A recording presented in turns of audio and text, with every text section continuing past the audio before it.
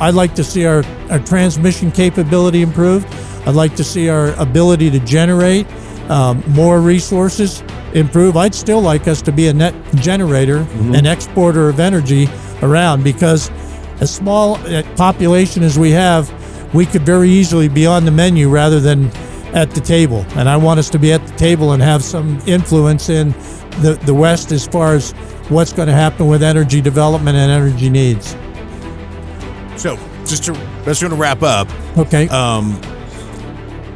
As somebody who represents the District of Montana and is in leadership in Montana, what's your favorite thing about Montana? Oh my gosh. You pick a few. The fact that I live here. We can pick up, I'm maybe 3.5 hours from Yellowstone Park if I want to be there. Yeah. I can go to Glacier National Park. There's a lot of hidden gems, Americans are capable of achieving extraordinary things when they have the freedom and opportunity to do so. This is American Potential. Welcome to the American Potential Podcast. I'm your host, David Fromm. Once again, we're on the road in Montana at the Big Sky Bright Future Economic Summit. And man, there's nowhere else I'd rather be than Montana, because it is such a beautiful state. If you haven't been here, you have to be here. But what we're talking about is how to unleash economic abundance and energy abundance in Montana and elsewhere. And just a number of great lawmakers and business leaders, everyone here. One of the folks that we're having on right now is Representative Gary Parry, who chairs the Energy and Technology Committee in the House for Montana. So, Representative, thanks for joining us. I'm excited for our conversation. Top of the day to you. Glad to be here. Thanks. So, so we're here at this conference that the governor's helped convene, and it's obviously an issue in terms of energy that you are intimately involved in and a leader in the state. What do you want to see come out of this conference, and where do you want to see Montana go with regard to energy in particular? Well, as you know, in the prior administration, there was a lot of push to get rid of coal. The district I live in and the town I live in actually has the coal mine, and it has the power plants right in the town. Yeah. We're still producing 1,500 megawatts. Almost 700 megawatts was eliminated when they shut down Colstrip units 1 and 2. Depending on who's in the White House and what administration is there, they're either pushing to get rid of coal or they're going to let coal go for a while longer. Under the current administration, they've lifted a lot of the attack on coal, and so there's a reasonable chance that it'll be here into the 2030s. Northwestern Energy is planning on 2038 at least. Knowing all that, I still am pushing to make sure that we have reliable, dependable power if that goes away. So one of the things I'm working on too is trying to see if we can bring in small modular reactors to Montana and use nuclear energy. Colstrip is actually, I had worked with the Gateway for Advanced Innovation for Nuclear, GAIN, and they did a review of Colstrip, a study, and have determined that Colstrip checks all the boxes. And so knowing that, we can try to push forward. What I want to see come out of this conference is, I've been to a lot of conferences in the last 18 months dealing with energy. A lot of people are talking. I want to see some results. I want us to start moving the ball forward. So maybe let's step back for a second. Can you describe what your district is like geographically? Sure.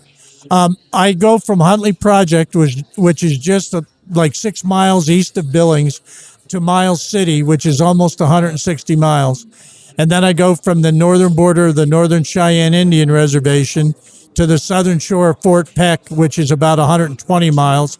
So you figure 160 by 120, and I have about 10,800 constituents. Wow. I bet you it's bigger than a lot of congressional districts and a lot of absolutely. A lot of states. I've talked to people that have 6 blocks that represent 300,000 people in 6 blocks. So it's crazy. It takes me 3.5 hours to get to one of the towns that I have to campaign in. Wow. That's in my district from where I live. So and so you've talked about how there's some coal plant shutdowns, and particularly some pressure, I imagine, from the previous presidential administration, the Biden administration, where we saw really an attack on coal. Exactly. How does that affect the towns and the people in your communities? And then how do you see that as impacting just energy supply in general? Well, one of the things that you find is, we've talked a lot about employment and people, jobs. Well, it makes people very nervous. It's hard to get engineers that want to come in if they think that your town is going to go away and your plants are going away. If you're bringing in welders, electricians, pipe fitters, all those people want to know there's some security there. So whenever they start shutting stuff down like this, it obviously makes everybody nervous, and you look at like our houses are there.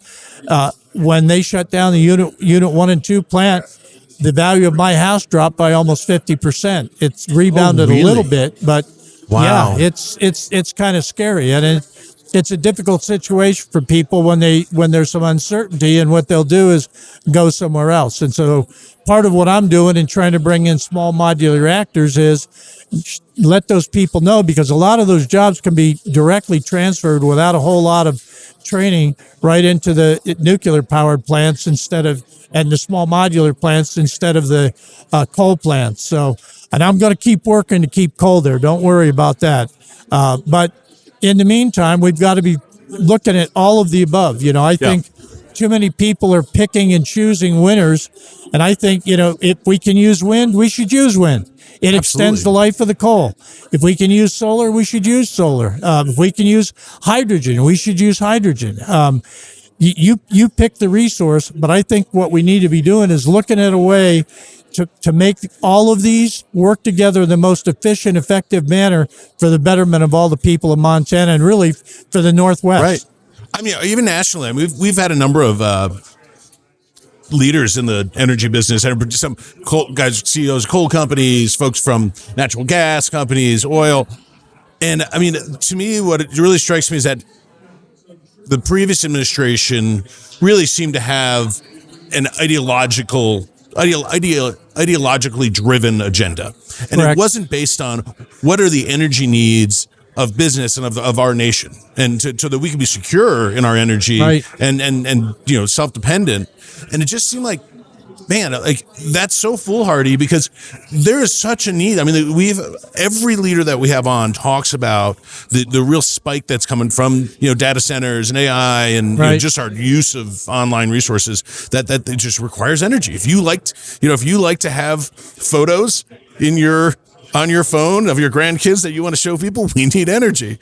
And it seems like, hey, let's figure out that all of the above approach and kind of piece it together, because solar's not great at night, wind doesn't work when it's not blowing, but there's certainly a role for those, and coal also plays a big role. It Absolutely. has historically, and it's so important not only to the economy up here, but in being like that reliable source that American can depend upon. Absolutely. When we had a polar vortex about 2 years ago in the Northwest, we were 4 hours from the entire Northwestern grid going down. Really? A lot of people don't realize that.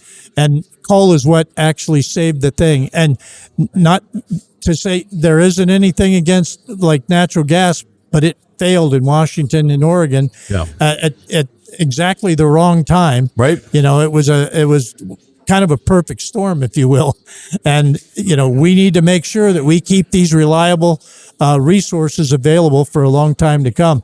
At Colstrip, we still have, I think, roughly 170 million mineable tons of coal. Well, at 5 million tons a year, we can go for a long time. We just have to have the will to do that and make sure we provide that reliable resource. So, I think, and we have to look at Montana isn't just an island. We have to look at the entire Western United States, and I think even the two Western provinces of Canada, Alberta and British Columbia, because we're all tied together, and we need to view it that way. We don't have a system like CAISO or MISO or Southwest Power Pool, which I think we need to start developing something like that. And I'm on another task force called the Western Energy Caucus, which is looking at grid stability for the Western 11 states.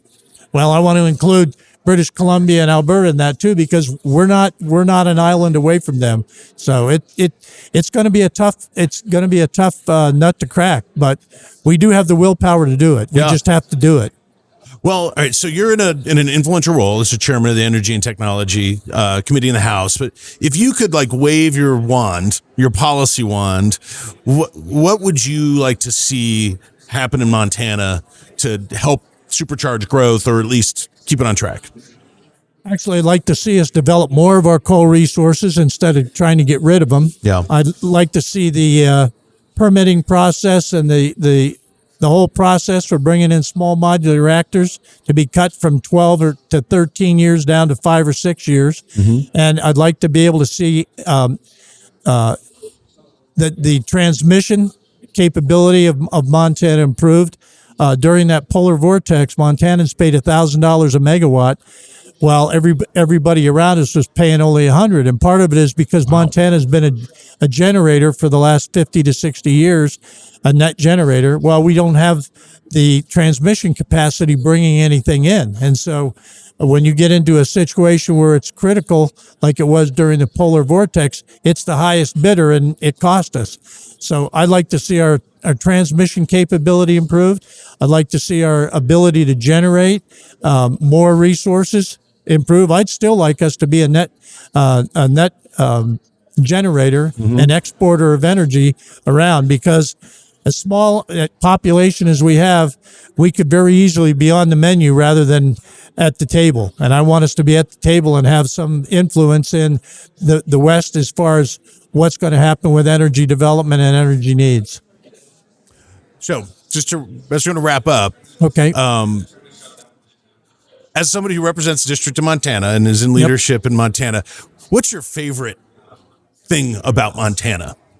Oh my gosh. You pick a few. The fact that I live here.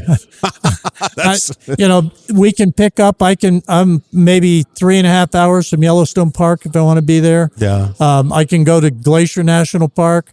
There's a lot of hidden gems, the Lewis and Clark Caverns aren't far from here. Of course, I'm a geologist by undergraduate training, so I gravitate toward that. But we can fish, we can hike, we can ice fish in the winter, we can fish in the summer.